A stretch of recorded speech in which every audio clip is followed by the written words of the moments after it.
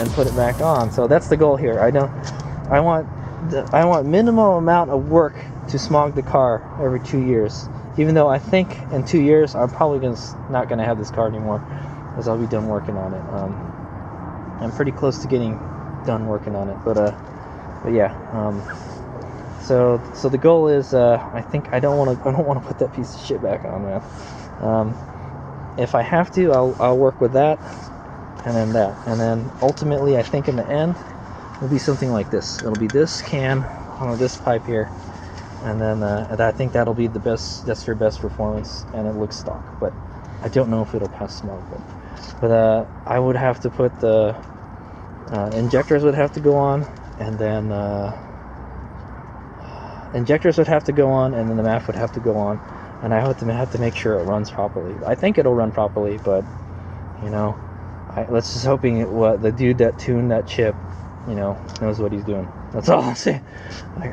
Hopefully the car runs properly. Yeah, I have DSM Link, but I don't think I'm going to install it. I think I'm just going to wind up selling it, because I'm not going to do a lot of tuning on this car. I'm just going to slap a bunch of stuff in there, and then hopefully it runs, and hopefully it runs reliably. The goal is to have a, you know, slightly more modified Galant VR4, slightly more power. So what? This puts 200 horsepower to the wheel stock, right?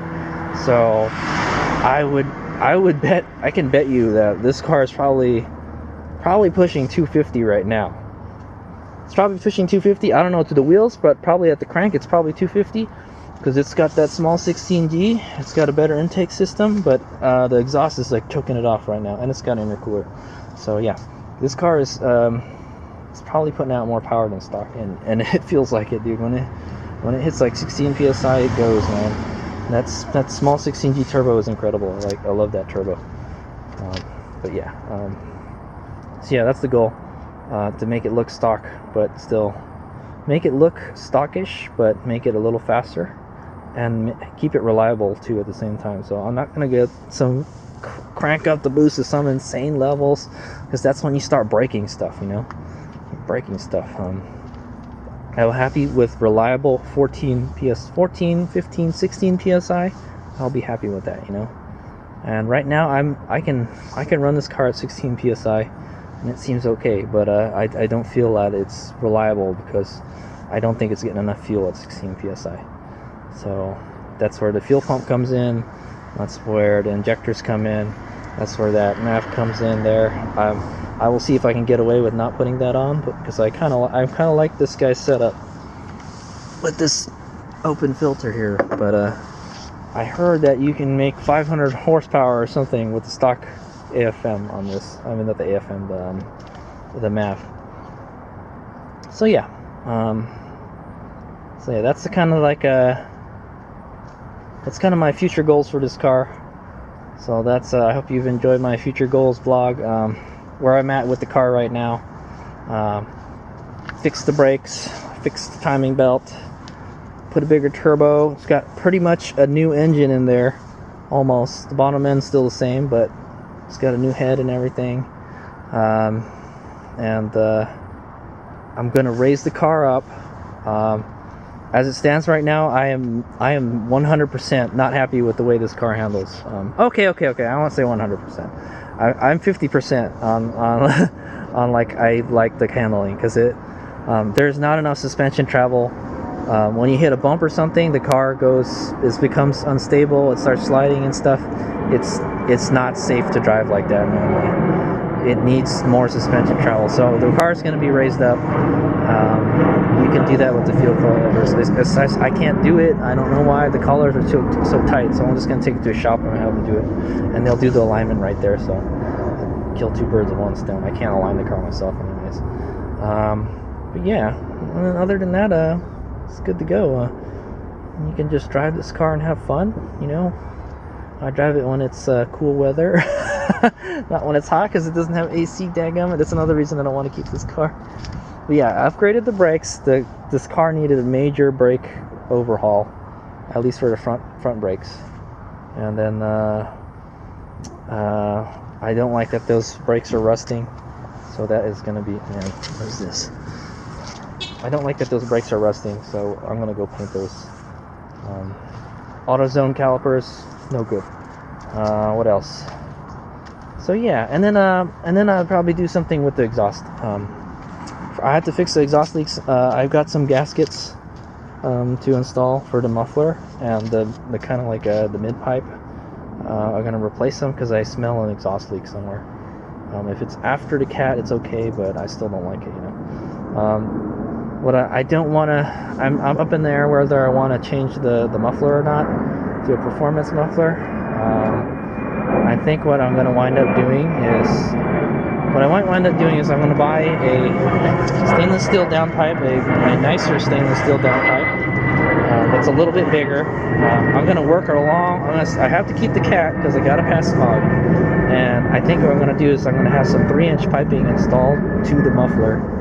So it's going to be some weird thing. Because I think the car is a little too quiet. I want it to have a little bit of sound, but not too much. And I think if I enlarge the piping, I can get a little more grunty sound out of it. It's a little too quiet right now, I'll tell you that. So I hear all the motor.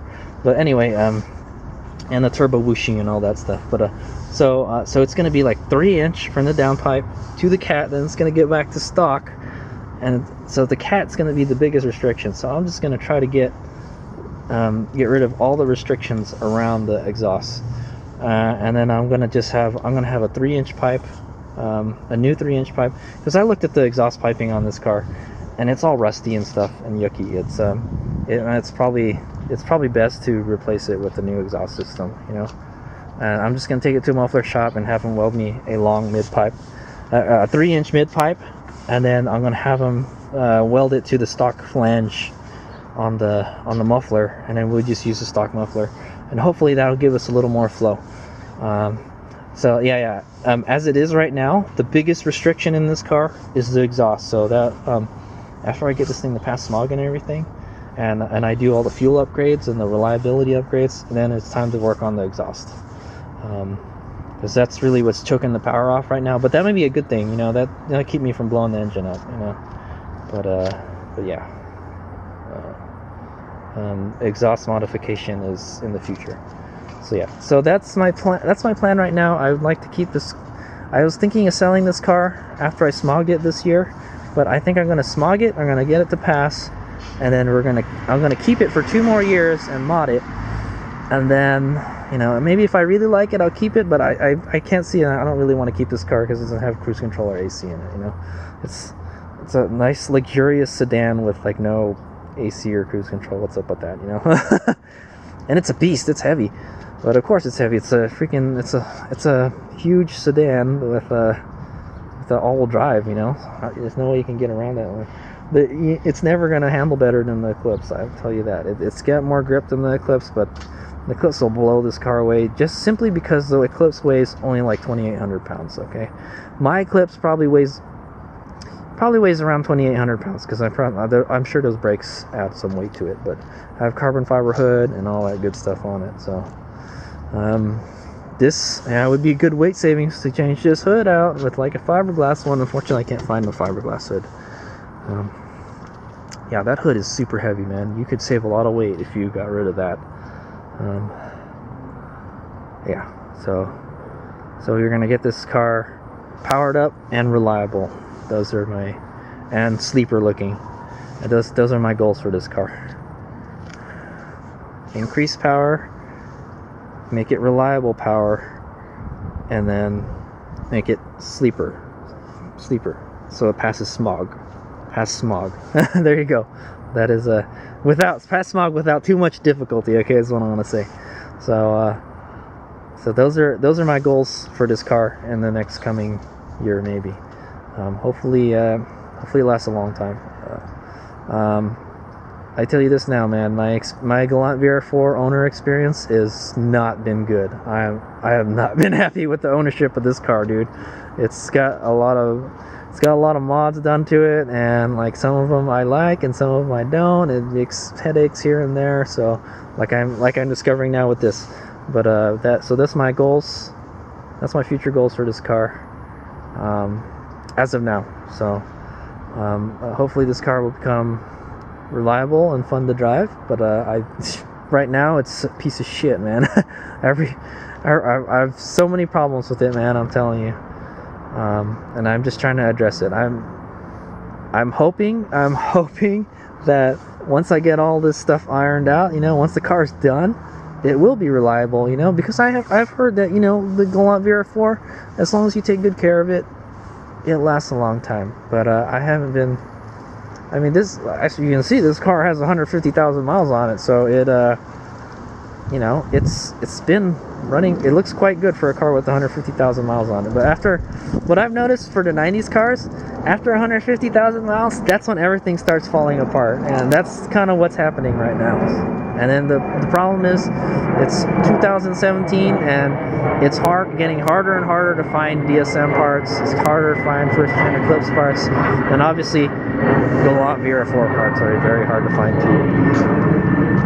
They're just not, you know, they're not out there anymore. I can't find them in the junkyard, that kind of thing. So it ain't like it used to be, I'll tell you that. Same thing with the Z, man. I had the same thing with the Z, dude.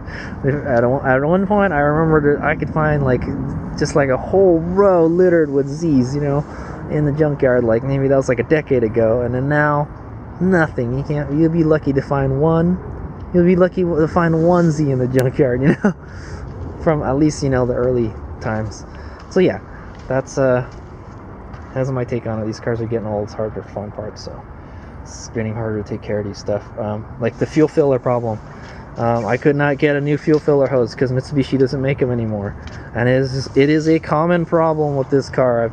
I've found that out. So yeah, so what the hell, man. It's just becoming exceedingly harder to take care of these 90s cars.